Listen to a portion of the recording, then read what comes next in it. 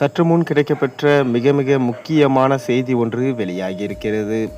ஸ்டாலின் கதையை முடித்து வைக்கும் ஆளுநர் ரவி. சட்டமன்ற தேர்தலுக்கு இன்னும் 50 நாட்கள் மட்டுமே உள்ளது.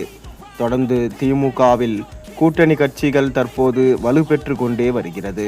இன்னொரு புறம் அதிமுக தனது கூட்டணியை வலுப்படுத்தி கொண்டுள்ளது.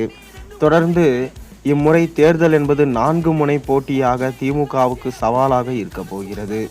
மேலும் திமுக தங்களது ஓட்டுக்காக பணத்தை வாரி இறைத்தால் மட்டுமே வெற்றி என்ற இலக்கோடு தற்போது களம் இறங்கியிருக்கிறார்கள். மேலும் உதயநிதி ஸ்டாலினோ மூத்த அமைச்சர்களுக்கு இம்முறை வாய்ப்பு வழங்க வேண்டாம். துரைமுருகன் போன்ற மூத்த அமைச்சர்களுக்கு உடல்நிலையும் சரியில்லை. அவர்கள் மீது ஊழல் வழக்கும் உள்ளது. தொடர்ந்து அவர்களை இத்தேர்தலில் நிற்க வைத்தால் திமுகவின் தோல்வி என்பது உறுதியாகிவிடும். அதனால் இம்முறை இளைஞர்களுக்கு வாய்ப்பளிக்கலாம் ஸ்டாலினிடம் கூறியிருக்கிறார் உதயநிதி. ஆனால் ஸ்டாலினோ இதை மறுத்துள்ளார். சீனியர்கள் இல்லாமல் கட்சியே கிடையாது. நாம் இந்த நிலைமைக்கு வந்ததுக்கு காரணம் அவர்கள்தான்.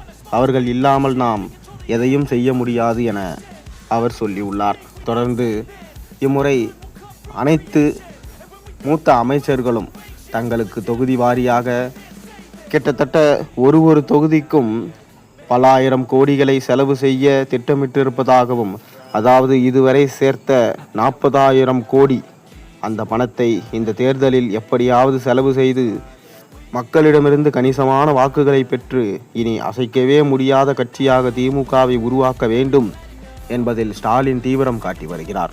இன்னொரு புறம் அமித்ஷாவோ ஊழலின் பட்டியலை வெளிக்கொண்டு முக்கியமான அமைச்சர்களை கைது செய்யும் கட்டாயத்திற்கு வந்துள்ளார். தொடர்ந்து இத்தேர்தல் என்பது திமுகவுக்கு சாதகமாக இருக்காது. மேலும் மக்களும் திமுகவுக்கு எதிராக தான் உள்ளார்கள். கொடுக்கப்பட்ட 525 வாக்குறுதிகளில் கிட்டத்தட்ட 10% கூட அவர்கள் நிறைவேற்றவில்லை. இதனால்தான் மக்கள் 5000 ரூபாய் பணம் கொடுத்தாலும் சரி, நாங்கள் வாங்கி அதை பயன்படுத்தி கொள்வோம், ஆனால் மாற்று கட்சிக்கு தான் தங்களது வாக்குகளை செலுத்துவோம் என நேரடியாகவே கூறிவிட்டார்கள். தொடர்ந்து செல்லும் இடங்களெல்லாம் திமுக கட்சியினருக்கு எதிர்ப்பு தான் கிளம்பி வருகிறது. இப்படி இருக்கும் சூழலில்தான் திமுக கட்சி முறை தோற்றுவிட்டால் ஆளுநர் ரவிதான் ஸ்டாலின் அவர்களின் கதையை முடித்து வைப்பார் என்கின்ற தகவலும் தற்போது வேகமாக போய்கொண்டிருக்கிறது. இதே நிலைமை நீண்டால் கண்டிப்பாக திமுகவால் 15 ஆண்டு காலத்திற்கு திரும்பி வரவே முடியாது, கட்சியே இல்லாமல் சென்றுவிடும் அபாயம் தற்போது ஏற்பட்டுள்ளது. நீங்கள் என்ன நினைக்கிறீங்க? உங்கள் கருத்துக்களை மறக்காமல் கீழே கமெண்ட் வாயிலாக தெரிவியுங்க.